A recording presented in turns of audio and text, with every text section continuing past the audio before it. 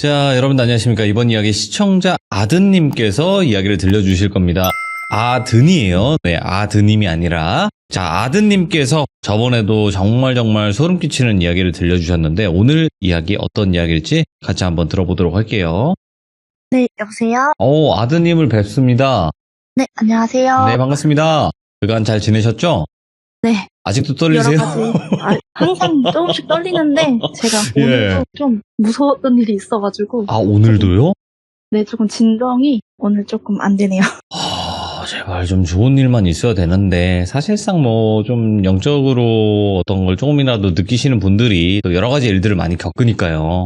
네. 네, 그렇다 보니까 또 여러 가지 일들이 또 있었던 것 같은데 일단은 오늘 해주실 이야기 어떤 이야기가 될지 조금만 아주 조금만 이야기해 주시면 좋을 것 같아요. 사실 저번에 제가 시참을 했었을 때 들으신 분들은 아시겠지만, 제가 좀 이제 원래 살던 집에서 한 5년가량 좀 안 좋게 무서운 일을 겪고 나서, 이제 아버지가 돌아가신 후에 제가 네. 이제 결혼을 하게 됐는데, 네. 이제 결혼을 하고 나서 새로 잡았던 신혼집에 관련된 이야기인데, 이게 약간 만약에 주제로 고른다고 하면은 혹시 뭐 집 고를 때 조심해야 되는 거, 혹시 집에도 홀릴 수 있다는 거, 이제 이런 이야기 말씀드리려고 하고 있습니다. 전 집에서 일어나는 그 귀신 이야기가 굉장히 좋거든요. 네. 자, 그러면 어떤 이야기인지 같이 한번 들어보도록 하겠습니다. 렛츠가. 길이십니다. 아드니에요.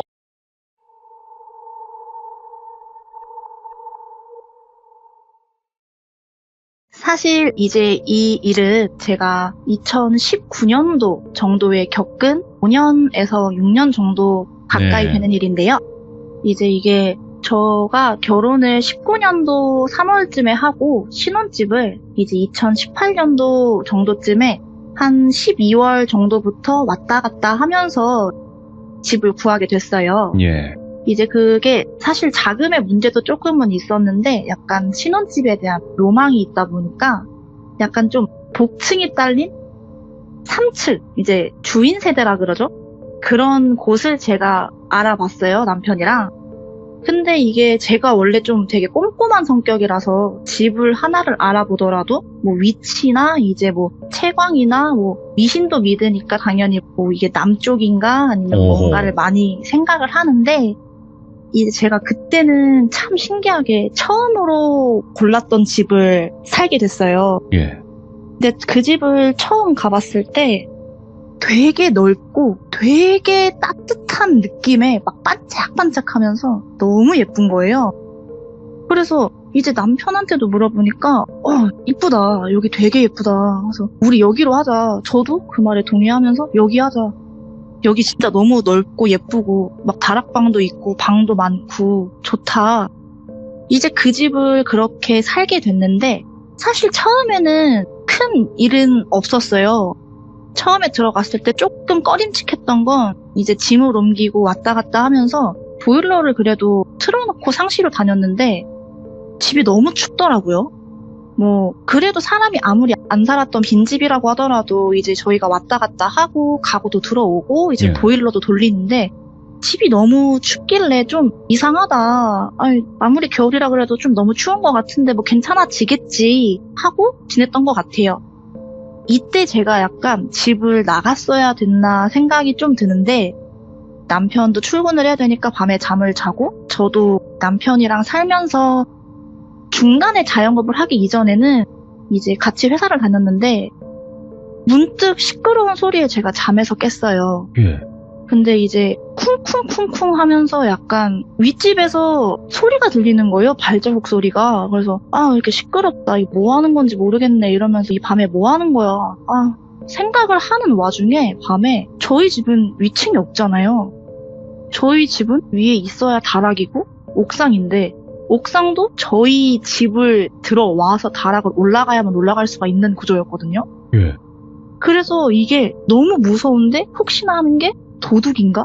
이게 이 소리면 이 집안에 있는 소리 아니야 하면서 남편을 깨웠어요. 제가 남편을 오빠라고 부르니까 이제 오빠 일어나봐. 오빠 발소리 들려 하니까 오빠가 눈을 떠서 저한테 왜? 뭔 발소리 하니까 내가 조용히 해봐 이러니까 또 쿵쿵쿵쿵 소리가 들리는 거예요. 예? 그랬더니 이제 오빠가 조금 겁먹은 표정을 하긴 했는데, 이거 층간소음이야. 뭐 어차피 요즘 층간소음이 뭐 위에서만 나는 거 아니고 다 주변에서 나는 거야 맞죠. 예. 라고 하더라고요. 그래서 그래도 이게 너무 무서운데 TV라도 틀어놓고 자자. 좀 시끄럽게 해 안 들려서 잘 것 같다. 이러니까 이제 그렇게 처음에 일이 넘어갔어요.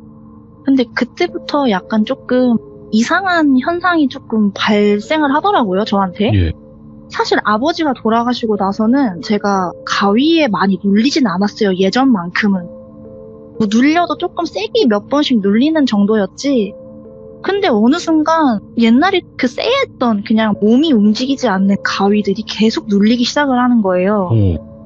그러다 보니까 이제 안방에서 잠을 자는 게 무서웠긴 한데 뭐 당장 나 소파에서 잘 생각도 안 하고 남편이 옆에 있으니까 그래 내가 뭐 낮에 자는 것도 아니고 남편 밤에 같이 자니까 넘어가 이렇게 생각을 했는데 이제 문제가 언제부터 시작이 됐냐면 제가 자영업을 이제 준비를 하게 되면서부터 네. 낮에 혼자 있을 시간이 많아지고 또 제가 자영업을 시작을 했는데 그게 술집이었어요. 이제 조금 밤에 하는 일이기 때문에 네.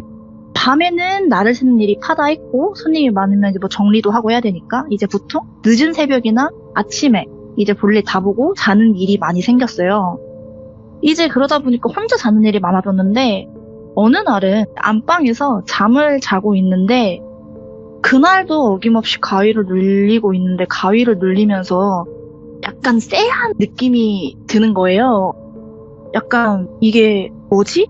하면서 쎄한 느낌이 드는데 문이 있는데 문 틈이 되게 조그맣잖아요. 엄청나게 뭐 틈이 열려있는 것도 아닌데 가위가 눌렸을 때 그 문 틈에서 눈동자가 저를 하나 쳐다보고 있는 느낌이 드는 거예요. 사실 그게 뭐 몇 밀이라고 눈이라고 확신은 안 되지만 저는 그 당시에 약간 확신을 했었어요. 예.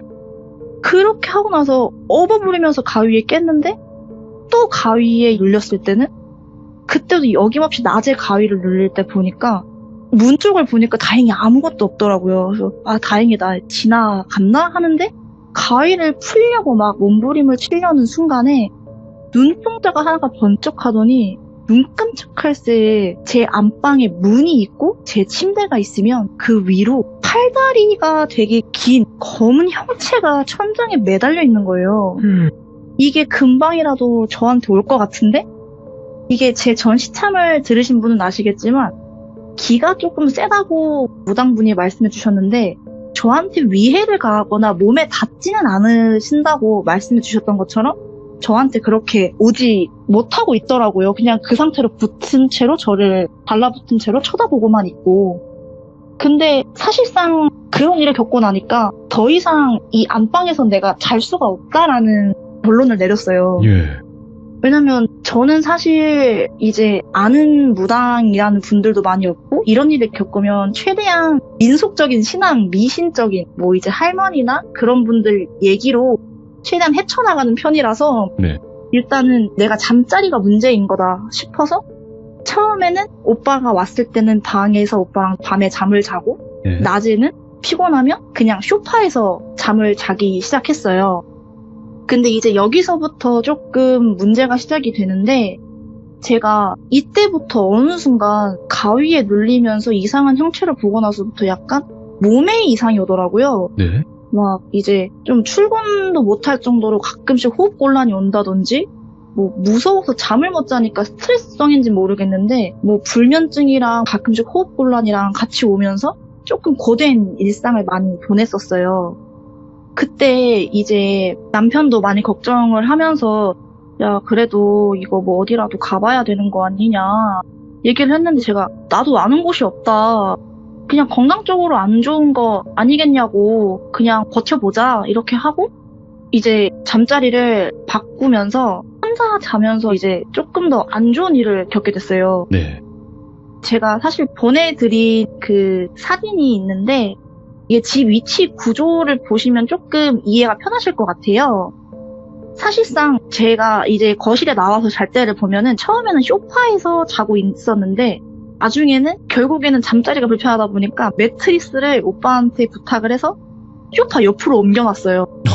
여기서 자자고. 안방에서 못 이제 자니까. 네, 이제 또 오빠랑 같이 자고 있으면 가위를 좀 덜 눌리니까, 덜 무서우니까. 그런데 낮에는 이게 어쩔 수가 없더라고요. 그러다 보니까 이제 다시 또 잠을 자고 어느 날 또 가위를 눌렸는데 이번에는 뭔가를 제대로 봤어요. 제가 좀 그 집에 살면서 좀 여기가 이상하다. 여기 좀 너무 쎄하다 느꼈던 곳이 딱 두 군데가 있었는데 첫 번째가 나와서 자면서 느낀 게 주방이었어요. 사진과 보다시피 주방이 되게 오픈형 주방인데 제가 이제 소파가 있으면 주방 쪽이 발이고 뒤로 머리 쪽으로 잤는데 청소기가 있는 그쪽에 어떤 여성분 한 분이 우두커니 서 계신 거예요. 제가 뭐 어떻게 이게 여자랑 계속 이렇게 연관이 되는데 정말 귀신의 형체라기보다는 만약에 제가 그냥 눈 떠오고 있으면 사람인가? 뭐 이렇게 멀끔한 사람인데 저를 여자분이 째려보고 있더라고요. 약간 이게 머리는 여전히 길었고요. 옷은 약간 현대인처럼 입으셨었어요. 뭐 소복이나 그런 게 아니라 그냥 뭐 점퍼 같은 거에 그냥 바지? 그리고 그냥 긴 머리에 얼굴은 좀 어둡게 하는데 약간 저를 째려보는, 저를 저기서 계속 청소기 쪽에서 보고 있는 거예요. 그래서 맨 처음에 내가 가위에 눌렸으니까 청소기를 잘못 봤나 싶었는데 청소기는 멀뚱멀뚱 서 있고 그 여자는 날 쳐다보고 있고 너무 무서운 거죠. 그래서 막 이거 어떻게 깨야 되지 하면서 뭐 또 낑낑거리면서 가위를 깼어요. 제가 가위를 많이 눌려본 결과로는 처음에 가위를 시작할 때는 가위가 되게 쉽게 깼는데 점차 이게 횟수가 많아질수록 제가 가위를 깨는 게 어렵더라고요. 그렇게 되고 나서 또 여전히 가위를 전 계속 눌립니다. 이 여자를 보고 끝나는 게 아니라 계속 가위를 눌리는데 어느 날은 이제 그 여자가 보인 뒤로는 슬쩍슬쩍 소리도 들리고, 근데 이게 남성분 목소리는 아니에요. 항상 여성분들 좀 쑥닥쑥닥 뭐 슉슉 이런 소리 들리고 뭐 흐릿하게 형체가 보인다고 해도 좀 여성의 형체가 많이 보였는데 제가 그리고 주방 다음에 또 걸렸던 곳이 옷방인데 제가 지금 생각해보면 옷방이 정말 신기한 게 빛이 들어올 구멍이 없어요. 햇빛을 받을 곳이 없다고 해야 되나? 이게 주방은 그래도 앞에 창이 있으니까 빛이 들어오고 안방도 빛이 들어오고 화장실도 빛이 들어오는데 항상 옷방은 빛이 안 들어오는 곳이었단 말이에요. 지금 생각해보면. 근데 가위를 눌려서 눈을 뜨면 자꾸 그 옷방이 보이는 거예요. 그 옷방 쪽에 여성분이 서 있거나 여성분의 형체가 흐릿하게 보인다거나. 그래서 이게 조금 옷방이 잘못된 건가도 싶었는데 사실 뭐 이유는 알 수가 없으니 저는 그냥 이제 계속 그 상태의 가위를 눌리면서 지냈던 것 같아요. 뭐 나한테 내가 당장 몸이 아프고 그런 건 아니니까. 그러면서 이제 한 두세 번의 가위, 네다섯 번의 가위를 눌리는데 계속 그 문만 보이는 거죠. 어느 순간에는 그 문이 열리기 시작해요. 제가 가위를 눌려서 가위를 인지를 했을 때 문을 보면 문이 한 10cm가량 열려 있었어요, 항상. 그러면 안에는 그냥 검정색으로 아무것도 없는 거예요. 이게 이상한데 그렇다고 뭐가 보이는 건 아니니까 이 상황이 빨리 끝내고 싶은데 뭘까 가위에 깰 때마다 매번 생각을 했어요. 여기에 무슨 사연이 있는 건지. 그래서 어느 날은 제가 또 며칠 뒤에 꿈을 꿉니다. 꿈을 꿨는데 제가 저희 집에서 이 옷방 문을 열려고 하는 거예요. 근데 옷방 문을 열려고 하는데 이걸 지나치고 앞에 문이 한 개가 더 있네? 이러고 그 문을 열려고 하는 순간 저거 생각을 해보니까 저희 집의 옷방 문은 하나밖에 없는 거예요. 우리 집 옷방 문은 하나인데? 이 문은 뭐야? 하는 순간에 눈을 딱 떴는데 제가 가위에 눌려있더라고요. 그러면서 갑자기 이 문을 딱 보는데, 옷방 문을 딱 보는데 갑자기 이게 합쳐지면서 문이 또 끼익 열리는 거예요. 와, 이거 진짜 큰일이다. 이거 잘못됐다. 뭐지? 어떡하지? 가위에 깨지는 않고 그 상태로 잠들었어요. 이제 가위를 풀다가 안 돼서. 근데 이제 이때 뒤부터 제가 좀 안 좋은 여성분의 형체를 계속 보게 되는데 제가 그전까지는 그래도 좀 뭔가 이렇게 슬쩍슬쩍 보였어도 저한테 몸에 위해를 가했던 그런 영가의 가위에 눌린 적은 없었는데 어느 날은 제가 또 낮에 매트리스에서 잠을 자고 있었어요. 이제 매일 잠을 못 자니까 피곤하니까 항상 TV를 틀어놓고 내가 피곤할 때 그냥 스르륵 잠들게끔 이제 누워있다가 잠을 들었는데 제가 어김없이 가위를 눌려서 이거 깨야겠다. 이제 가위 깨는 것도 힘든데 이거 어떻게 깨지? 또 뭐 보이면 어떡하지? 하면서 이제 막 몸을 움직이려고 하는데 막 진짜 움직이지 않는 세상의 모든 중력은 제가 받고 있는 것처럼 몸이 너무 무겁게 움직이지가 않아서 낑낑거리면서 손을 움직여서 저는 분명히 가위에 풀렸어요. 분명히 가위에 풀렸는데 뭔가 이상한 거예요. 제가 갑자기 두 발로 서서 그 매트리스 위에서 갈지자 스텝이라고 술 취한 분 스텝 아시죠? 막 비틀비틀거리면서 제가 제 팔이 밑으로 축 처져 있고 제가 그렇게 갈지자 스텝을 혼자 매트리스 위에서 그렇게 뿡뿡 뛰어다니고 있는 거예요. 근데 이게 제가 그때 단발머리였는데 제가 뭐 고개를 숙여서 거기까지 머리카락이 보인 건지 모르겠지만 제 머리카락이 보일 정도로 저는 이제 거의 폴더처럼 접어서 그렇게 매트리스 위를 쿵쿵쿵쿵 다니고 있는 거예요. 한 자리에서만 계속 그렇게 빙글빙글빙글. 이거를 가위를 깨겠다고 저는 지금 하고 있다고 생각을 했는데 만약에 이게 제가 한 게 아니라고 하면 누가 제 뒤에서 제 어깨를 롤러코스터 탈 때 이렇게 탁 뒤에서 감싸는 것처럼 그렇게 잡고 저를 빙글빙글 돌리고 있는 느낌이었어요. 이게 제가 한 건지 가위에서 이게 귀신이 한 건지 유체 이탈인지 꿈인지 분간이 안 가요. 아직까지도. 그런데 이 일을 겪고 나서부터는 제가 정말 확실한 이제 형상을 보게 되는데 제가 그 뒤에는 더더욱이나 심하게 이제 공포심에 눌려서 불면증이 좀 심하게 오기를 시작을 해요. 가위에 눌리고 잠을 못 자고 또 누우면 눌리고 보이고 시끄럽고 이제는 막 뭐 제달제달 떠드는 소리에 소곤소곤 거리는 소리에 집에는 저 혼자밖에 없는데 무서우니까 그래서 막 TV도 막 크게 틀어놓고 잘 때도 많고 근데 또 이게 잘라고 또 하니까 TV 틀어놓으니까 너무 시끄러운 거예요. 그러면 또 줄여서 다시 자고 그렇게 하다가 제가 어느 날 이 가위에 한창 눌리고 있을 때 그때 제가 돌비도 몰랐었고 그때는 제가 또 여전히 지금도 그렇지만 뭐 저를 도와주실 수 있는 무당분이거나 조금 저랑 잘 맞는 분을 찾지를 못했었어요. 그러다가 제가 이제 TV 프로그램을 어느 날 봤는데 이게 그 어떤 모 연예인분께서 자기가 가위를 눌렸는데 이건 기싸움이다. 자기가 가위 눌렸을 때 막 욕을 하니까는 다시는 안 나오더라. 이런 얘기를 딱 들은 거예요, 제가. 그래서 제가 나 다음에 이거 한번 해봐야겠다. 어차피 이거 해도 저거 해도 안 되면 뭐라도 해서 안 나오면 좋은 거 아닌가. 근데 저는 그 행동을 평생을 이제 후회를 하게 돼요. 왜냐면 제가 어김없이 가위에 눌리는데 시끄러워요. 막 주변이 뭐 그 한낮에 저희 주변은 학교도 없는데 뭐 웅성웅성 뭐 시끌 이렇게 하다가 또 가위에 눌리니까 제가 그때 막 욕을 하려고 이제 탁 준비를 해서 막 소리 지르면서 뭐 이제 꺼져라 뭐 씨X나 막 이 꺼져 이 X나 막 이렇게 하면서 욕을 막 토해냈어요. 막 이게 밖으로 나가는지 내가 속으로 삼키는 건지 몰라도 근데 기가 막히게 가위에 탁 풀리는 거예요 이게. 그래서 야 됐다 이러면서 막 주위 사람들한테도 내가 가위 더 이상 안 눌릴 방법을 찾았다. 내가 막 이런 게 있었는데 막 욕을 하니까는 가위가 딱 풀리더라. 뭐 거짓말처럼 한 3, 4일은 가위를 안 눌렸어요 제가. 근데 이제 그 행복한 시간이 지나가고 다시 얼마 안 가 가위를 눌리게 됩니다. 맨 처음에는 약간 잔치집도 아닌 뭔가 소곤소곤 근데 되게 소란스러운 느낌 왔어요. 조용한데 뭔가 소란스러운 느낌? 그렇게 소란스러운데 제가 또 욕을 하려고 입을 떼려고 하니까 갑자기 귀에서 소리가 들리는 거예요.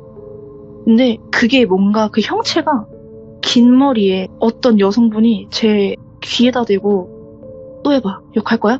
또 해봐 하면서 맨 처음에는 무슨 말인지 못 알아들었어요. 무슨 소리지? 뭔 소리? 뭐야 하는데 어느 순간 또 팍팍 들리면서 또 욕해봐 말이 엄청 빠르세요. 뭐 맨 처음에는 뭐 욕해봐 너 또 해봐 하면서 갑자기 저한테 진짜 또 해보라고 그래서 저한테 소리를 지르면서 막 귀가 쪄지듯이 저한테 또 해보라고 내가 그럼 니 찢어버릴 거라고 죽여버릴 거라고 하면서 저한테 하는데 갑자기 엄청 무서워하니까 깔깔깔깔 거리는 소리가 제 귀에 정말 찢어질듯이 들리는 거예요. 근데 그러면서 갑자기 저희 집이 무슨 잔치집이 된 것처럼 막 잔치집에 손님들이 몰려온 것처럼 웅성웅성 거리는 소리 하면 하호호 웃는 소리가 너무 많이 들리면서 제가 그대로 기절을 한 건지 눈 감았다가 뜨니까는 귀에 이명이 들리는 거예요. 귀가 너무 아파서. 제가 그래서 이게 안 되겠다. 나 진짜 내가 뭐가 잘못된 것 같다. 내가 잘못 건드린 것 같다. 전 그래서 아직도 가위에 눌리면 그냥 입 닫고 가만히 있어요. 아무 얘기도 안 하고. 예. 그렇게 되고 나서 이제는 이 거실마저 제가 무서운 거죠. 거기서 계속 연가를 보고 소리를 들리고 욕도 먹고 하니까 다시 안방으로 들어갔어요. 매트리스를 옮겨서. 참 이게 자리를 옮긴다고 되는 건 아니었는데 뭐 제 마음이 위안이었던 건지.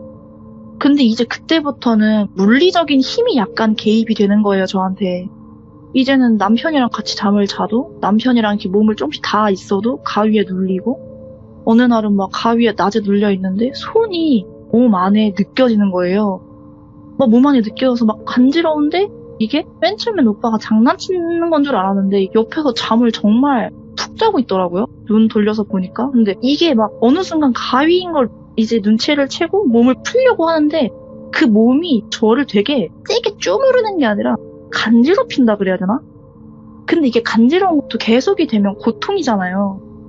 저는 간지럼을 엄청 많이 타는 사람인데 정말 나중에 고통스러운 거예요. 가위를 아무리 깨지도 않고 이제는 손가락 하나 움직일 힘도 없으니까 또 끙끙거리다가 그 가위에 또 깼어요. 그 다음에 다시 또 가위를 눌리니 이번에는 또 몸속으로 손이 들어오길래 지금 바로 깨야겠다. 더 간지럽기 전에 올라오기 전에 빨리 깨야겠다 했는데 그 손이 제 목 쪽으로 오더라고요. 그래서 뭐야 하는데 이제 진짜 손바닥에 힘을 주고 혹은 발가락에 힘을 주고 이것마저 안 되면 저는 입에 힘을 주는데 입을 한 번이라도 뻥끗거리면 움직이는 거니까 막 입술에 최대한 힘을 줘서 뭐 아무 모양이라도 해보려고 해요. 뭐 제가 입술이 일자로 펴져 있으면 오를 만든다든지 오가 돼 있으면 일자로 핀다든지 혓바닥 하나라도 움직이려고 하는데 안 되는 거죠. 근데 가위를 풀려고 하면 할수록 뭔가 숨이 막히는 거예요. 근데 이게 손이 약간 팔 위치로 제 목을 누르는 거예요. 근데 저는 이게 팔밖에 안 보여요. 몸체는 안 보이고 손이랑 팔로 그냥 저 목을 제 밑에서부터 위로 이렇게 올려서 숨을 못 쉬게 하는 거예요. 근데 이게 느낌상 이거 되게 위험한 상황이다라는 걸 약간 인지를 했던 게 이게 점점 가위에 깨려고 할수록 숨이 안 쉬어지는 거예요. 그러면서 나 지금 이 가위 못 깨면 나 죽는다. 나 이거 죽을 수도 있다 하면서 근데 숨은 목 끝까지 차오르니까 약간 정말 눈이 뒤집히기 직전이었던 것 같아요. 진짜 눈 뒤집혀가는데 이게 안 풀어지니까는 근데 오빠가 갑자기 저를 깨우는 거예요. 예. 왜 그래? 왜 그러냐고. 저는 이제 너무 놀라서 먼저 물어봤어요. 오빠가 그런 거야? 오빠가 나 자면서 지금 모르고 팔 누른 거야? 팔로 내 목 누른 거야? 뭐야? 이러니까 무슨 소리 하냐. 나 옆에 자다가 너가 계속 막 낑낑거리길래 일어나서 너 깨운 거라고. 아니 나 방금 이런 게 있었다. 이게 가위가 아니면 오빠가 나한테 한 건 줄 알았다. 나 가위 눌리면서 단 한 번도 이런 적 없었다고. 그때부터는 제가 약간 이제 패닉이 오기가 시작을 했었어요. 이 집에서 잠을 자야 되는데 집에서 잠을 못 잔다 생각을 하니까 그 밝은 대낮이 무서워지니까. 근데 이제 할머니한테 어느 날 전화가 왔어요. 이제 할머니도 제가 가위 눌리는 걸 알고 계시니까 종종 이렇게 안부 연락을 많이 주시는데 저는 조금 게으른 손녀딸이라 자주 전화를 못 드려서 근데 이제 할머니가 꿈을 꿨다. 근데 조심했으면 좋겠다고. 저희 할머니 꿈이 정말 좀 잘 맞으시는데 이제 할머니가 꿈에서 여자 3명이 막 소란스럽게 얘기를 하고 있더라. 막 시끄럽게 막 잘 거리면서 근데 네가 그 여자 쪽으로 막 가길래 제가 만약에 똘비면 똘비야 빨리 와라. 거기 가지 말아라. 일로 와 하는데 제가 계속 거기를 가더래요. 그래서 할머니가 찝찝해서 저한테 조심해라. 괜히 꿈에 여자 나오면 이거 구설수도 올라가고 뭔가 안 좋은 일이니까 조심해. 해서 알겠다고. 나 안 그래도 요새 가위 눌려서 무섭고 힘들어 죽겠다고. 그러니까 그런 얘기는 하지 말라고 무서우니까. 이제 끊고 제가 그날 저녁에 꿈을 하나 꿨었어요. 이거 기억하는 것도 신기한데 할머니한테 연락이 오고 그 날에 아빠 꿈을 꿨어요. 제가. 아빠가 꿈에 자주 나오지는 않으시는데 꿈에 제가 본 집에 있더라고요. 할머니가 사시는 집에 원래 어릴 때 살던 집에 있는데 할머니가 갑자기 집에 거실에 앉아 계시다가 뭐 정신 나간 사람처럼 갑자기 막 현관문으로 뛰어나가시는 거예요. 근데 느낌이 할머니 저렇게 나갔다 안 들어오면 어떡하지? 이러면서 이제 저희 할머니가 멀쩡은 하신데 약간 치매 초기 증상이 원래 조금 있으셔서 그거 꿈에서 좀 반영이 된 것처럼 막 뛰어나가서 할머니를 잡으려고 하는데 네. 아빠 방문이 벌컥 열리면서 아빠가 제 손목을 탁 잡는 거예요. 근데 정말 무표정이었는데 입도 뻥 나 있는데 약간 느낌이 가지 마. 딱 느낌이었는데 제가 꿈속에서는 아빠 말을 또 안 듣고 아빠 미안해 나 근데 할머니 찾아야지 하면서 아빠 손을 뿌리치고 딱 현관문을 나가는 순간 꿈에서 탁 깼어요. 그날에는 뭐 가위도 안 눌리고 그 꿈이 끝이었는데 그래서 할머니한테 탁 전화를 했죠. 할머니 나 꿈에 아빠 나왔다. 근데 막 할머니가 밖에 나가서 내가 할머니 쫓아갔는데 아빠 그거 막더라. 그래서 꿈속에서 조금 미웠다고. 그러니까 할머니가 아유 이 지지배야 그거 너 꿈에서 누가 나와도 할머니 얼굴을 해도 뭐 네 남편 얼굴을 해도 누구 얼굴 해도 쫓아가는 거 아니라고. 너 이렇게 누가 이렇게 쫓아가는 식으로 해서 쫓아가면 안 되는 거라고. 그거 귀신이 너 홀리는 거라고. 너 데려가려고 하는 거다. 근데 그거 니네 아빠가 와서 가지 말라고 잡는데 그걸 뿌리치고 가는 애가 어딨냐. 여기 하길래 내가 알았냐고. 근데 내 입장에서는 할머니가 그렇게 나가니까 당연히 걱정돼서 쫓아간 거라고. 그러니까 원래 할머니가 이제 항상 그런 말을 하셨었어요. 안 좋은 꿈을 꾸면은 꿈은 4일이래요. 유효기간이. 꿈은 4일이니까 안 좋은 꿈을 꾸면 최소한으로 4일은 조심을 해라. 그래서 저도 이제 어릴 때부터 그런 얘기를 듣고 자라오다 보니까 그냥 저도 막 친구들이 안 좋은 꿈 꿨다고 하면 4일은 조심해. 그 이후에 일어날 수도 있지만 최대한 4일은 몸 좀 사리면서 조심하자 얘기를 했는데 정말 이게 우연일 수도 있는데 제가 3일 만에 3일이 되는 날에 교통사고가 나요. 그때가 제가 정말 친했던 친구, 친할머님이 약간 이제 상을 당해서 제가 장례식을 가게 됐어요. 근데 저는 원래 장례식을 가면 안 되는 사람인데 워낙 친한 친구다 보니까 할머니한테도 자문을 구해서 나 장례식을 가야 될 일이 있는데 어떻게 해야 돼? 이러니까 그럼 일단은 10원짜리 몇 개 챙기고 거기 갔다가 오고 나서 나오면서 편의점이나 어디 들려서 이제 10원짜리 던져주고 이거 노잣돈 해라 하면서 던져주고 그래서 이제 그 얘기를 듣고 친구랑 장례식장에서 있다가 그걸 다 하고 나왔어요. 나와서 내가 기분 풀어줄게. 노래방 가자. 내가 술 한잔 사줄게. 이미 상주는 따로 있고 이 친구는 여자다 보니까는 나와서 기분 풀어준다고 데리고 나왔어요. 제가. 그렇게 하고 야 혹시 모르니까 너도 옷 갈아입어야 되니까 친구가 그럼 자기도 자기 집을 들리겠다고 해서 이제 차 주변에 같이 있어가지고 제가 차를 갖고 갔는데 술을 안 먹었으니까 친구 집에 차를 대놓고 친구 집에서 옷을 갈아입으러 들린 김에 소금을 뿌리자고 했어요. 야 너네 소금 있지?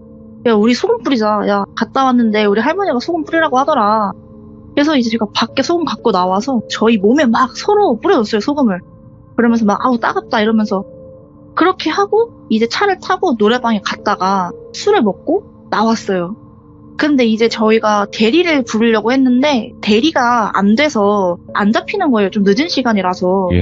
그래서 정말 친한 친구를 불러가지고 운전할 수 있는 남자애를 불러서 이제 얘기하니까 대리 해주겠다. 야 내가 해줄게 하고 사고가 딱 난 거예요. 얼마 못 가서. 따지면 한 블록이에요. 만약에 이렇게 사거리가 있다고 하면은 또 앞에 사거리가 있으면 그 블록에서 사고가 난 거예요.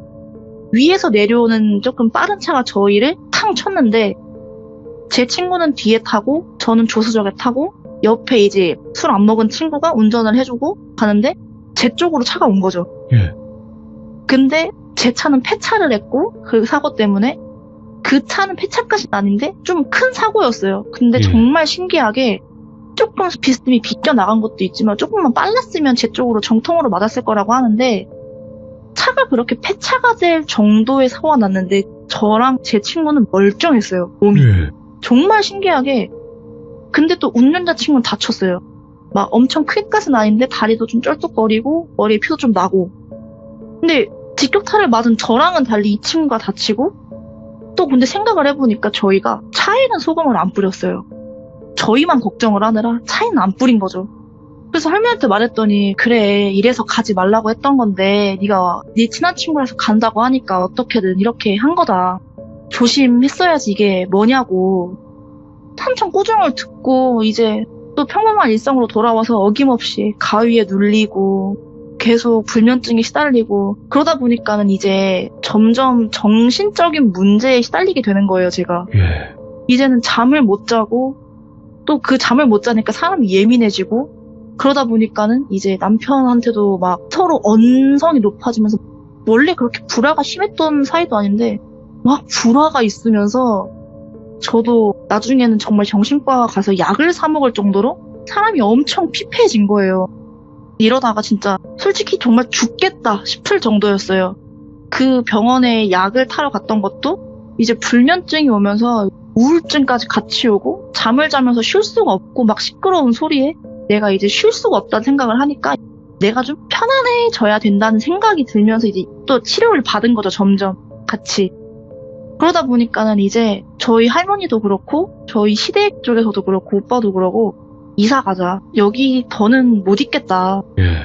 뭐 어떤 방법도 안 되고 날이 갈수록 우리 사이도 안 좋아지고 계속 안 좋은 일은 터지고 계속 너 가위 눌리는 것도 점점 심해지는데 이러다가 우리 초상 치를 것 같다고. 네 얼굴 보라고. 그때 당시에 제 친구들이 제 얼굴 보고 해골이라 그랬어요. 이게 살이 빠져서 해골이 아니라 다크서클이 정말 너무 진해서 잠 좀 자라. 오죽하면 그때 일주일이면은 제가 잠을 자는 시간이 3일 기준 봤을 때 3일 동안 한 6시간 정도 잤었어요. 5시간, 6시간. 그러니까 3일이면은 못해도 사람이 8시간 잔다 그러면 24시간을 자야 되는데 6시간밖에 못 자는 생활들이 이제 하다 보니까 그래서 이제 제가 집을 급하게 구하기 시작을 했어요. 이 집을 빼는 걸 먼저 부탁을 하고 새로 집도 안 구하고 일단 이 집을 먼저 뺀 거죠.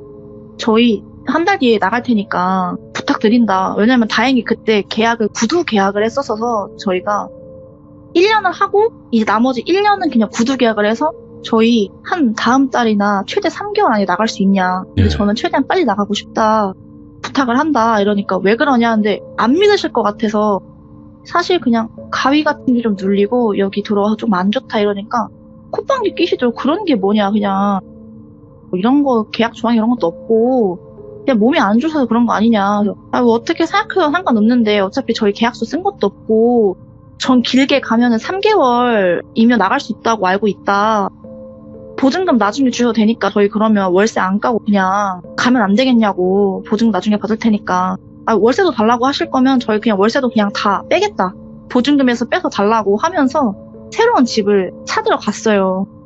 다행히 정말 우여곡절 해가지고 이제 아파트 하나를 잘 선택을 해서 그 집으로 이사 준비를 하고 있으면서 이제 이 집을 이삿짐 옮기려고 많이 왔다 갔다 했는데 텅 빈 공간에 밤에 가본 거는 또 처음이었어요. 불 켜지지 않고 이제 밤에 가본 게 처음인데 너무 쎄한 거예요. 원래 이 집이 이렇게까지 어두웠나? 이렇게까지 차가웠나 싶을 정도로 너무 쎄한 거죠. 그래서 제가 한번 겪어봤으니까 그냥 저희 동네 쪽에 있는 무당 분들 이제 또 찾아가 봤어요. 찾아가서 이것도 혼났는데 이건 할머니한테 많이 이제 혼났는데 무당집 가면 또 그렇게 가위에 더 심하게 눌리고 하니까 물어보니까는 위치 얘기해드리고 하니까 이 집은 되게 괜찮다. 새로 올 집은 괜찮은 것 같다. 딱히 뭐 이상한 건 안 보인다. 근데 뭐 전집에서 안 좋은 일 있었냐고 물어보는 거예요, 저한테. 그래서 맞다고. 어떻게 하셨어요? 하니까 어지간하면은 전에 집 쪽은 가지 마요. 이러길래 왜 그러지? 근데 뭐 내가 따르게 보이는 건 없고 안 갔으면 좋겠다. 뭐 거기서 많은 일 겪었던 것 같은데 굳이 가가지고 긁어부스럼 만들지 말고 그냥 지금 가는 집 잘 가라. 그리고 밤에도 그 집 처음 했을 때 가봤어요? 그 전에 집? 이러니까 아니요? 저는 낮에만 갔다.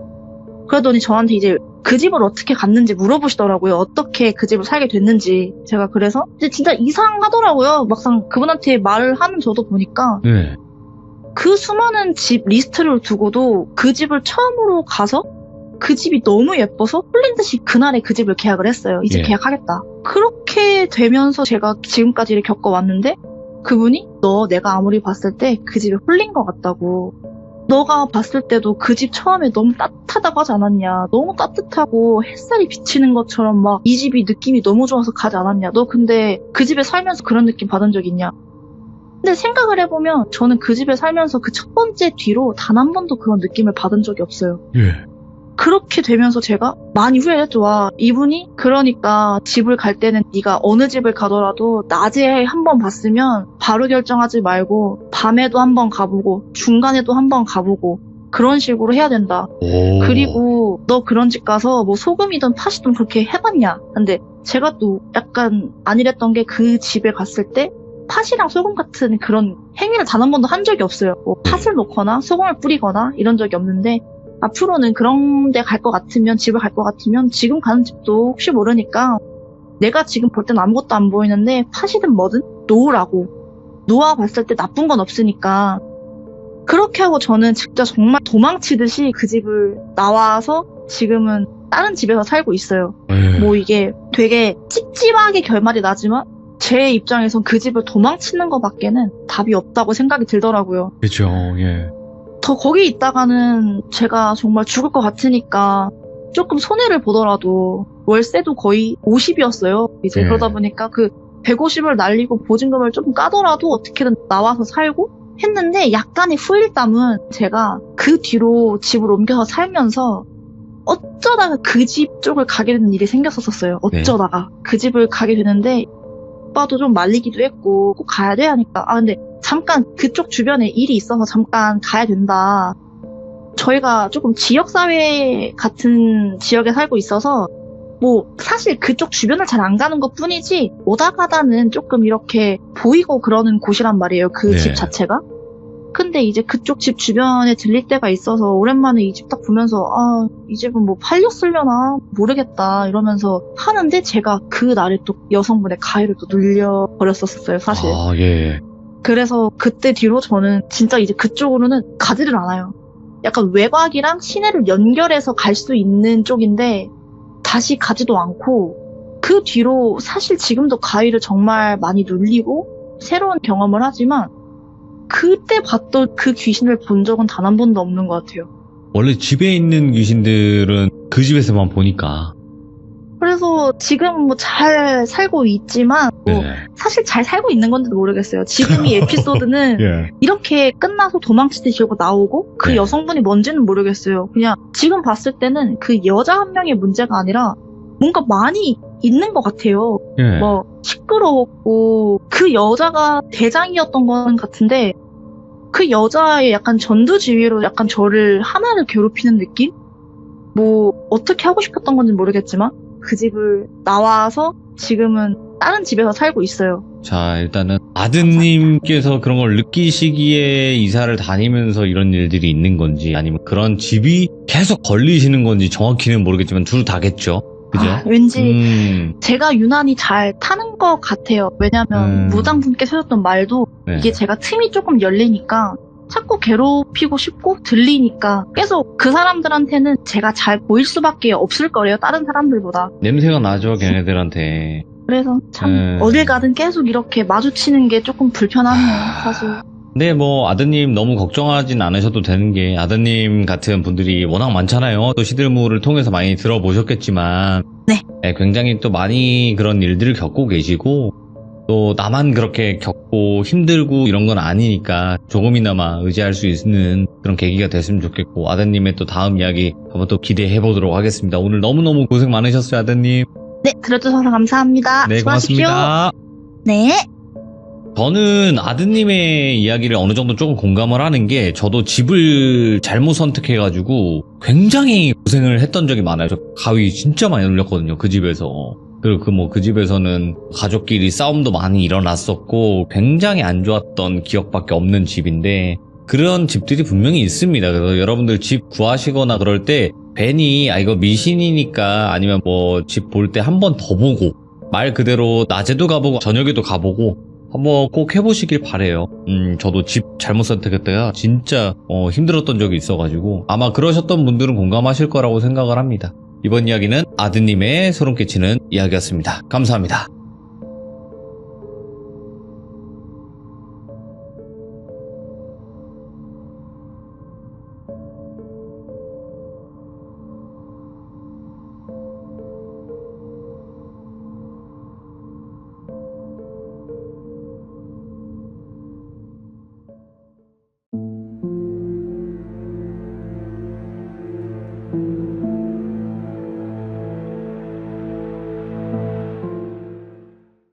자, 여러분 안녕하세요. 이번 이야기는 시청자 늘봄님께서 찾아와 주셨습니다. 오늘 늘봄님께서 해주실 이야기는 여러 가지가 있겠지만 일단은 오늘은 2가지 정도 이야기로 진행을 해주신다고 말씀을 해주셨기 때문에 어떤 이야기일지는 바로 만나보도록 하겠습니다.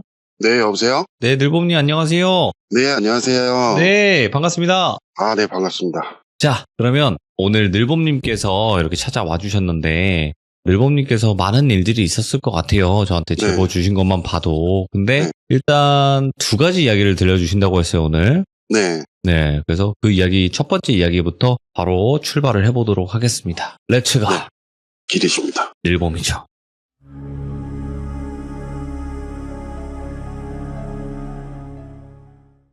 저는 지금 이제 일 때문에 용인에 살고 있기는 한데 제 고향이 늘봄가든으로 유명한 제천이 고향이거든요. 충북 제천. 네네. 그죠? 제가 살고 있던 동네가 이제 하소동이라는 곳인데 늘봄가든에서 이제 한 5km 정도 떨어진 곳이에요. 그리고 이제 이 이야기가 95년도거든요. 제가 초등학교를 막 졸업식을 하기 전 초등학교 6학년에 이제 마지막 수업을 하고 이제 겨울방학이 된 이제 막 14살이 된 1월 달쯤이었어요. 그때 저희 학교가 제가 마지막으로 졸업을 하면서 이제 학교가 폐교가 됐거든요. 정확하게 얘기하면 학교 앞으로 왕복 4차선 도로가 생기게 되면서 학교가 이전을 하게 돼요. 다른 동네로. 그래서 저희는 그때 졸업식을 하기도 전에 이미 공사는 다 끝나버린 상황이었고 좀 좁은 길에서 이제 좀 시원한 도로가 생기긴 했는데 방학 기간이었고 해서 저는 당시에 뭐 다른 아이들 그렇겠지만 뭐 낮에 자고 싶으면 자고 놀고 싶으면 놀고 이렇게 지내다가 낮과 밤의 경계선이 좀 무너진 상황이었죠. 그래서 제가 그때 한 밤 11시가 좀 넘었던 걸로 기억하는데 그때 뭐 95년도니까 워낙 어렸을 때고 뭐 그때 핸드폰이나 컴퓨터나 뭐 다른 그런 게 없었기 때문에 사실 그 어린 나이에 제가 그 시간대에 할 수 있는 게 별로 없었어요. 그래서 그렇죠. 잠은 안 오는데 시간을 때울 게 없으니까 제가 이제 할머니랑 같은 방을 쓰긴 했었는데 몰래 집에서 나와서 동네 주변이나 저희가 그때 이제 막 새로 지어진 아파트로 이사를 왔던 상황이기도 해서 주변을 이렇게 밤에 이제 좀 산책하고 이러는 걸 좋아했었어요. 네.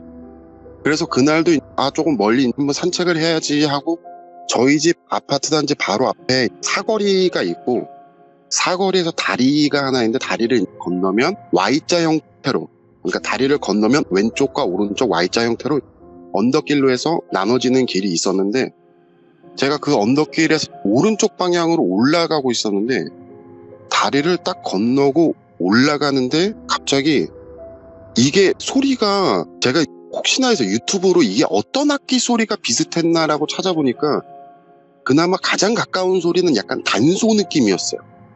단소 같은 소리가 진짜 하늘을 뒤덮듯이 울려 퍼지는 거예요. 이게 어디서 들리는 거지? 하고 보니까 제가 그 언덕을 올라갈 때 마침 제 왼쪽 편에 있는 쪽이 저희 폐교가 진행되는 학교가 있던 쪽이었거든요. 예.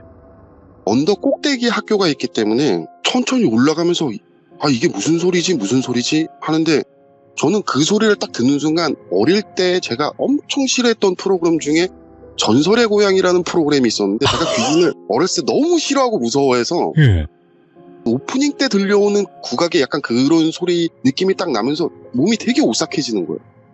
그래서 일단 뭐 주변에 가로등도 있고 밝기는 했으니까 겁을 먹었지만 일단 저는 반대쪽 길로 해서 올라가고 있었는데 그 언덕이 뭐 그렇게 길지는 않아요. 한 100에서 150m 정도 사이? 그렇게 넓은 언덕은 아닌데 언덕 꼭대기를 딱 도착하니까 많이 무서워지는 거예요. 어린 마음에 많이 무서워서 그냥 산책을 포기하고 그냥 집으로 갈까 아니면 기왕 나왔는데 어차피 잠도 다 깼는데 그냥 돌까 약간 고민을 하고 있었는데 일단 지금은 이제 소리도 안 들리고 언덕 위에 도착하니까 그래도 무서우니까 집으로 가자 그냥 하고 집으로 내려오려고 언덕길을 다시 따라 내려오는데 또 다시 그 소리가 들리더라고요.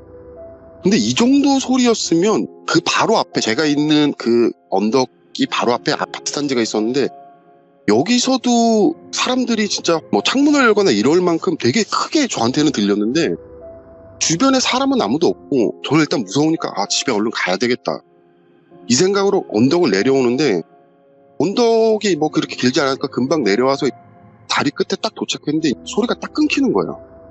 그래서 누구지? 뭐지? 근데 집으로 돌아가려고 그러다가 갑자기 딱 이상한 느낌이 드는 거예요.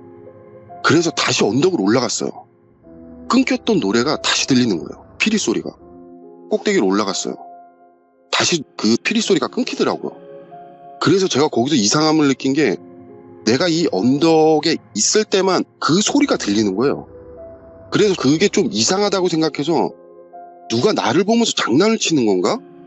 그래서 제가 언덕 한가운데서 한참을 기다렸는데 그 피리 소리가 끊기질 않아요.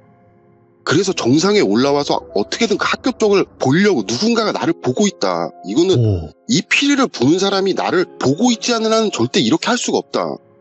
근데 학교는 이미 뭐 폐교가 진행되기도 했겠지만 뭐 밤 11시에 방학이었고 하니까 일단 뭐 안에 등불이 없고 이러니까 깜깜하고 제가 있는 쪽은 이제 가로등이 있고 이러니까 그 어두운 쪽이 전혀 안 보였거든요. 그래서 저는 솔직히 이제는 약간 좀 무서운 것보다 과연 누가 이런 장난을 치는지 너무 호기심이 들기 시작하는 거예요. 가서 보고는 싶은데 좀 어두운 게 무섭기도 했지만 저희 학교가 더 공포스럽게 느껴졌던 게 3, 4개월 전 가을쯤에 저희 학교로 자주 산책을 오시던 이제 할머니가 한 분 계셨어요. 저희 학교가 학생 수도 그렇게 많지 않았기 때문에도 있지만 할머니가 사탕이나 조그마한 과자 이런 거 이렇게 가져오셔가지고 그때 이제 학생들 보면 손자 같기도 하고 하니까 과자나 사탕 같은 걸 이렇게 나눠주시기도 하셨는데 그 할머니가 저희가 겨울방학을 맞이하기 전에 그 가을쯤에 저희 소각장이라고 그때는 일반 쓰레기를 태우는 곳이 따로 있었거든요. 네. 예전에는. 거기서 이제 할머니가 좀 안 좋은 선택을 하신 거였어요. 그래서 그때 막 학교에 경찰차가 오고 막 난리가 났었죠. 그걸 어떤 학생이 발견하고 막 그 학생은 이제 되게 심하게 충격도 먹고 그리고 나서 학교에 당연히 애들 있고 뭐 그런 큰 사건이 있다 보니까 아이들 사이에 괴담이 퍼지기 시작한 거예요. 저기서 할머니를 봤다. 그리고 특히나 심했던 게 저희가 이제 2층짜리 학교였는데 아이들이 수업 도중에 우연찮게 바깥쪽 운동장을 보면 그 할머니가 주로 그네를 많이 타셨는데 4개 중 그네 하나가 유독 자꾸 얘만 흔들린다. 하도 이 얘기를 하는 애들이 너무 많아서 학교 측에서 그 그네를 밀어가지고 아예 똘똘똘 감아버렸어요. 그 그네만. 그런 사건이 있은 지가 몇 달 안 됐었기 때문에 저는 이제 더 학교 쪽을 보는 것도 사실 많이 무서웠었어요.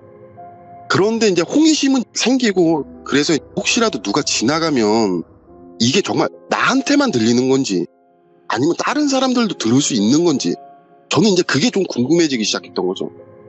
그래서 이제 언덕 위에서 기다렸어요. 그 언덕에 그나마 좀 위안이 됐던 게 그 언덕에 교회가 있었기 때문에 십자가가 있어서 이 십자가가 나를 지켜주진 않을까 약간 그 생각에 거기서 한참을 기다리다가 이제 포기해야 되나 왜냐면 그때는 이미 12시가 아마 넘었을 거예요. 이제 포기를 하려고 하던 차에 건너편 쪽 저 멀리 끝쪽에서 누군가 사람 2명이 걸어오더라고. 그래서 그 사람들을 이렇게 보면서 제발 여기를 지나가라 다른 데로 빠지지 말고 이쪽으로 왔으면 좋겠다라고 생각하면서 기다리고 있는데 보니까 고등학교에서 야자가 끝나고 하교하는 학생들 남학생 2명이더라고요. 그래서 저 형들한테 한번 물어봐야 되겠다. 근데 막상 또 형들이 이제 가까워 오니까 제가 좀 내성적이기도 했지만 막상 가서 모르는 사람한테 이런 얘기를 하기가 약간 조금 망설여졌었어요. 그럴 수 있어요. 그 학생들은 건너편 학교 방향 보도블록에 있었고 저는 이제 건너편 쪽에서 서로 같이 내려가는 그 라인을 제가 천천히 맞추면서 그 사람들을 보고 있었어요. 근데 그 언덕 구간을 다시 내려가는데 아니나 다를까 또 한동안 안 들렸던 그 피리 소리가 다시 나기 시작하는 거예요. 이거 진짜 물어봐야 되나? 좀 있으면 끊길 텐데 이거 어떡하지 고민을 하고 있었는데 제가 깜짝 놀란 게 그 2 학생이 갑자기 저희 학교가 있는 쪽을 동시에 딱 돌아보더니 도로를 가로질러서 전력 질주하면서 다리 밑으로 뛰어내려가는 거예요. 들었다. 그러니까 이게 정말 그 한밤중에 그 어두운 곳에서 퍼져오는 그 단소 소리가 정말 사람을 쭈뼛하게 만들거든요. 그 모습을 보고 나니까 이제 그때부터 막 저도 이제 막 손발이 떨리기 시작하는 거예요. 근데 이걸 진짜 이 얘기는 사실 이제 여기서는 끝이 나는데 저는 이게 과연 진짜 사람의 장난인지 아니면 우리가 생각하는 뭐 그런 귀신의 장난인지 이거를 아직까지 근데 저는 솔직히 후자라고 생각을 하고 있었거든요. 왜냐면 네. 사람의 실루엣도 너무 안 보일 뿐더러 그렇게 소리가 크게 날 수가 없어요. 아무리 밤이라서 이렇게 좀 울린다고는 하지만 이거는 뭐 진짜 되게 크고 청하게 퍼졌거든요. 저도 사실 지금까지 살면서 뭐 다른 귀신 얘기들이나 뭐 이런 얘기들 많이 들어봤는데 이런 식의 얘기는 저도 들은 적이 없어서 이게 되게 저한테는 평생에 약간 미스테리로 남아있어요. 아니 근데 어쨌든 소리가 만약에 사람이 내는 소리라면 네, 어느 한 곳에서 내고 있을 거예요. 근데 네, 그렇죠. 거리가 멀어지거나 거리가 달라짐에 따라서 소리의 크기가 달라져야 되는 게 맞잖아요. 네, 그렇죠. 근데 그러질 않았어요. 그 소리가 진짜 그냥 추측으로 학교다라고 약간 느낌을 가질 뿐이었고 저만 그런 게 아니라 그 학생들도 이제 그쪽을 돌아봤기 때문에 그렇게 느끼지만 정말 하늘 위에서 소리가 내려오는 것 같다 약간 그런 느낌이었어요. 물론 이제 그 학교가 언덕 위에 꼭대기에 있었고 저는 이제 언덕 밑에 있었기 때문에 더 그런 느낌일 수도 있는데 그 소리는 정말 아직도 되게 섬뜩해요. 이게 더 조심해야 되는 게 뭐냐면 네. 만약에라도 늘봄님께서 그 소리를 네. 듣고 아 이거 소리의 근원지를 찾아야겠다라고 해서 그 학교로 들어갔거나 그랬을 때 더 조심해야 될 것 같아요. 네, 아마 제가 어떤 뭐 일이- 지금도 그렇지만 네, 너무 겁이 많기 때문에 제가 그 얘기를 이제 친구들한테도 하고 그 다음날 이제 낮에는 가봤었는데 당연히 뭐 또 어떤 흔적이나 이런 것도 뭐 찾을 수도 없고 그래서 저한테는 지금 이제 성인이 된 다음에도 이제 술을 마시거나 이렇게 하면 집에 걸어오면서 가끔 거기를 지나쳐갈 때가 있는데 그 이후로는 단 한 번도 들은 적이 없어요. 그래요. 되게 미스테리하다 이번 이야기도 네. 소름 끼치고 그 소리를 네. 상상을 해보니까요. 네. 그러면 이제 단소 소리 한밤중에 들렸던 네. 단소 소리가 끝났고 또 길 이야기예요. 이번엔 길 네. 어떤 이야기일까요? 네. 이 이야기는 제가 고등학교 3학년 때니까 아마 99년도쯤이었을 거예요. 그때 단양에 이제 외갓집이 있는데 저희 외사촌 형이 군대 입대를 일주일 앞두고 있었어요. 그래서 사촌 형하고 워낙 어렸을 때부터 친하기도 했어서 형 마지막 가는 건 배웅을 해주기 위해서 제가 혼자 그때 외갓집을 들어가려고 했는데 제가 주머니에 10,000원 정도가 있었는데 그때 저희 때 엄청 유명했던 게 DDR 펌프 이런 밟는 오락실 게임이 엄청 유행을 했었어요. 근데 제가 그거에 너무 미친 듯이 빠져 있을 때라서 예. 제가 그때 계산을 딱딱 해서 짜장면 한 그릇 그리고 외갓집 들어갈 차비를 제외한 나머지를 전부 다 그 게임에 투자를 하고 네. 짜장면 한 그릇을 먹고 막차 버스를 타고 들어갔어요. 단양 쪽이 20년 전인데 그때랑 지금이랑 뭐 외관상 전혀 발전의 그런 게 없을 정도로 완전 시골이거든요. 네. 근데 제가 이제 막차 버스를 타고 가다가 어린애가 온종일 뛰어놀다가 저녁도 먹었겠다 버스 안에서 잠이 드는 거예요. 그래서 제가 눈을 떴을 땐 이미 종점을 다 와가는 상황이었어요. 그래서 어떡하나 큰일 났다. 그땐 핸드폰도 없을 시절이라 일단 버스 정류장에 딱 도착을 했는데 이 버스가 다시 제천으로 나가는 버스였기 때문에 지금 생각해도 그때 많이 후회를 했던 게 그냥 아저씨한테 죄송하다 제가 차비가 없는데 어차피 아저씨 나가시는 일이시니까 어차피 그 종점에서 저희 외갓집까지 한 10분 정도 차로 한 그 정도밖에 안 걸리는 거리였기 때문에 가시면서 좀 내려주시면 안 되냐라고 부탁했으면 솔직히 그 기사님도 충분히 그렇게 해주셨을 것 같은데 그 어린 마음에 내성적이고 남한테 그런 아쉬운 소리를 한다는 게 그렇게 쉽지가 않았어요. 예. 그래서 그냥 뭐 한 10분 정도 거리니까 걸어가자. 그 생각을 하고 사실 차로 10분 거리가 얼마 안 된다고 생각을 했었어요, 저는. 근데 이게 도심지에서 10분 정도의 거리는 뭐 신호등도 있고 차도 막히고 이렇게 하니까 그런데 시골의 10분 거리는 차가 계속 논스톱으로 달리고 대부분 정류장마다 사람도 없기 때문에 이게 상당히 먼 거리였던 거예요. 예. 거기에 이제 어상천면이라는 단양 시내 쪽이랑은 완전히 반대로 떨어진 곳인데 종점에 내려서 외갓집 방향으로 천천히 걸어가는데 종점에서 그 길이 살짝 이제 언덕이 져 있어요. 근데 언덕 꼭대기에 다다랐는데 정말 앞이 깜깜하게 너무 안 보여서 차도 사이드로 보면 흰색 선이 이렇게 그어져 있는 그 선이 아니면 앞이 안 보일 정도로 정말 너무 깜깜했어요. 그래서 그땐 더 후회가 막심했죠. 근데 어떻게 저희 외갓집도 그때 당시엔 경운기만 있고 차가 없을 때여서 이렇게 된 거 그냥 걸어가자. 그래서 좀 빠른 걸음으로 가고 있었는데 그때가 11월 중순쯤이었거든요. 바람도 엄청 많이 불었어요. 특히나 뭐 제천단양도 많이 추운데 그때 이제 태어나서 처음 느꼈던 게 시골에 겨울은 추운 것도 추운 거지만 엄청 무서웠어요. 물론 그런 가로등이 없는 것도 있지만 뭐 아마 아시는 분들 아실 거예요. 농번기가 끝난 찢어진 비닐하우스들이 멀리서 펄럭거리는 그런 것들. 예. 진짜 사람을 미치게 만들더라고요. 근데 뭐 저는 일단 걸음은 멈출 수가 없고 꾸역꾸역 계속 걸어갔죠. 걸어가는데 시간상으로 1시간쯤 걸었나? 예. 근데 대부분 이제 시골들은 사람이 많지 않으니까 보통 버스 정류장들이 그냥 표지판이나 이제 하나 딸랑 있고 그냥 무슨 마을 뭐 이런 식으로 돼 있었는데 중간쯤에 가로등이 하나 있고 빨간색 벽돌로 지어진 버스 정류장이 하나 있더라고요. 그래서 일단 너무 추우니까 거기서 잠깐 멈추고 다시 천천히 걸어가는데 저는 우여곡절 끝에 거의 2시간 가까이는 걸렸던 것 같아요. 그래서 한 12시에서 12시 반쯤 이제 외갓집을 도착했죠. 근데 외갓집에서 난리가 난 거예요. 집에서는 외갓집 간다 그랬고 외갓집에서는 온다 그랬던 놈이 안 오고 밤 12시까지 하니까 뭐 외숙모 외삼촌 다 안 주무시고 계시고 이제 가서 이제 한참 혼났죠. 한참 혼나고 나서 집에 전화 드리고 뭐 하고 분위기가 어느 정도 진정이 된 다음에 사촌 형이 그래도 마지막 가는데 뭐 야식이라도 먹어야지 하면서 사촌 형은 찌개 같은 걸 끓인다고 이제 주방에 들어가 있었고 저는 이제 거실에 잠깐 기다리고 있는데 밖에서 스쿠터 소리가 나더라고요. 뭐 당당당당 그 오토바이 소리. 그게 들리더니 조금 있다가 누구누구야 저희 사촌 형 이름을 부르는 소리가 밖에서 들리는 거야. 이 시간에 누구지?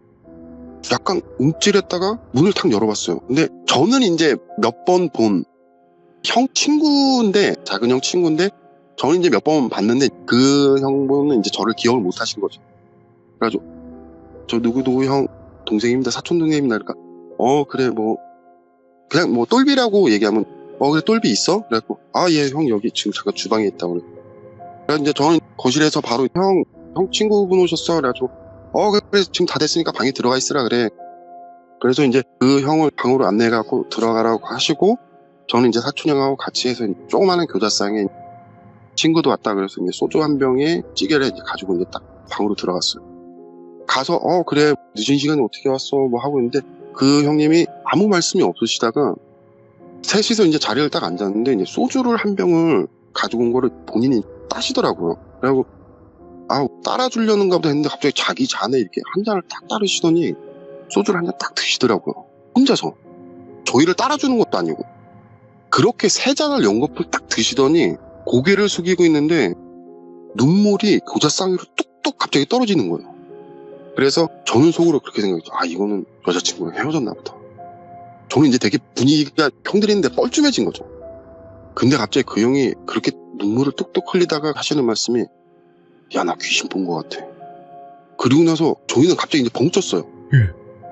그래서 저희 사촌 형이 야, 무슨 말이야? 뭐 자세히 좀 얘기해봐. 이렇게 얘기를 했더니 그 형님이 이모부가 집에서 가까운 데 사셨나봐요. 네.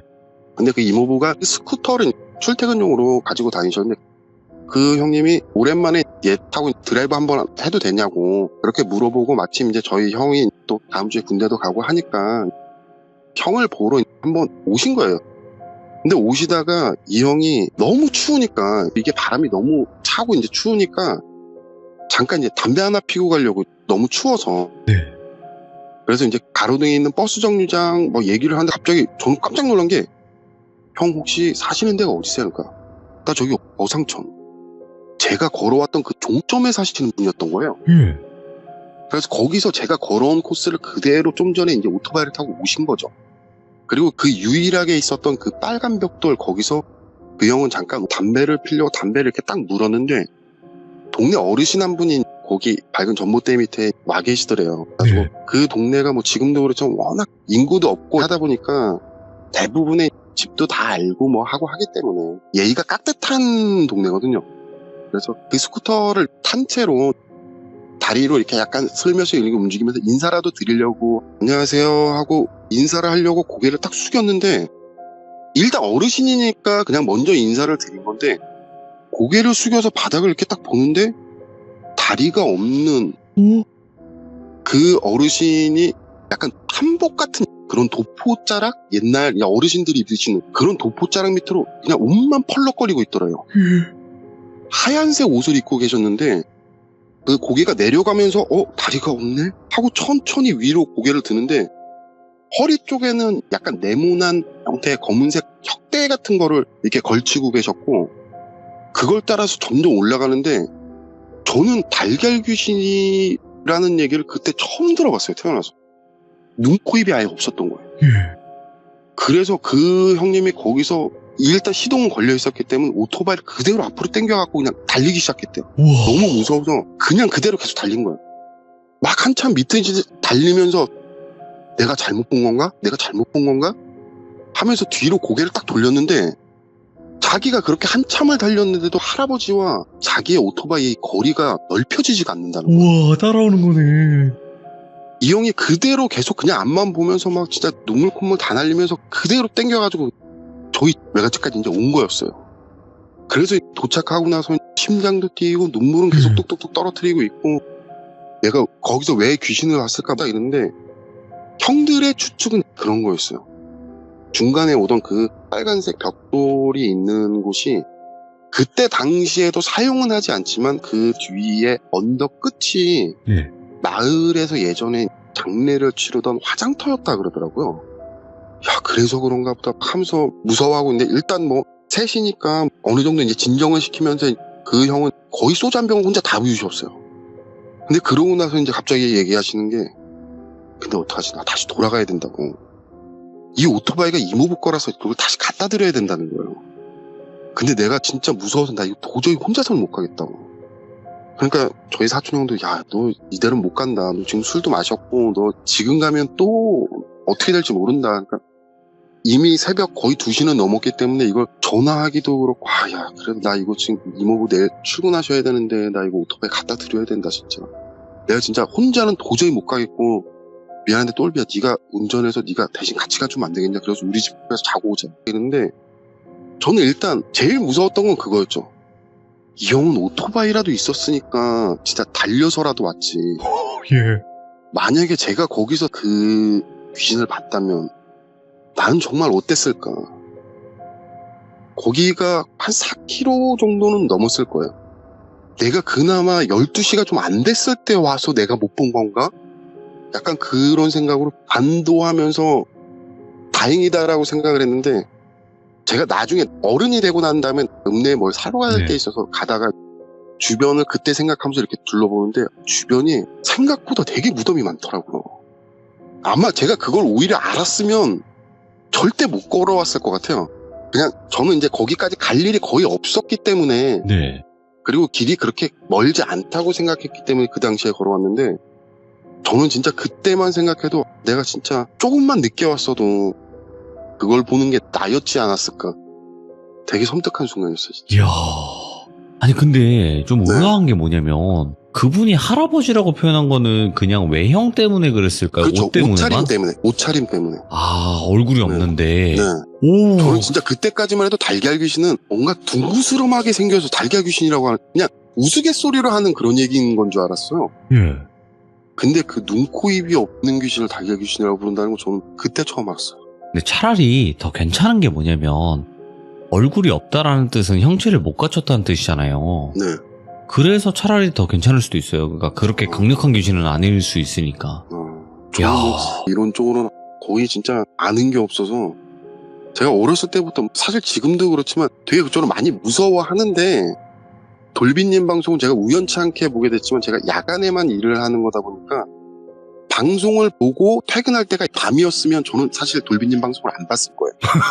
근데 저는 야간에 근무를 하고 퇴근할 때 아침이니까 밝으니까 아, 예. 저는 이제 계속 뭐 회사고 집이고 계속 밝은 생활을 하니까 이제 좀 그런 게 없이 사실 뭐 워낙 재밌는 내용이 많다 보니까 무서우면서도 계속 듣게 되는 거예요. 아, 그럼요. 네. 중독돼 버리지 이거. 네. 예. 아휴, 너무너무 감사드리고 그래도 혹여라도 밤에도 한번 들어보시는 연습을 해보시는 게 어떨까 생각을 합니다. 이거 제가 타지가 아니고 고양이였으면 제가 뭐 친구나 누구랑 같이 얘기하는데 제가 일단 일단 회사에서 일단 꾸준히 청취를 하는 걸로 만족을 해야 될 것 같습니다. 네, 아유, 너무너무 감사드리고, 오늘 이야기도 정말 깔끔하게 이야기 너무 잘해주셨어요. 그리고 앞으로 또 해주실 이야기들도 분명히 남아 계시니까, 네, 그때 또 나머지 이야기도 다 들려주세요. 네, 알겠습니다. 네, 고맙습니다. 네, 감사합니다. 네.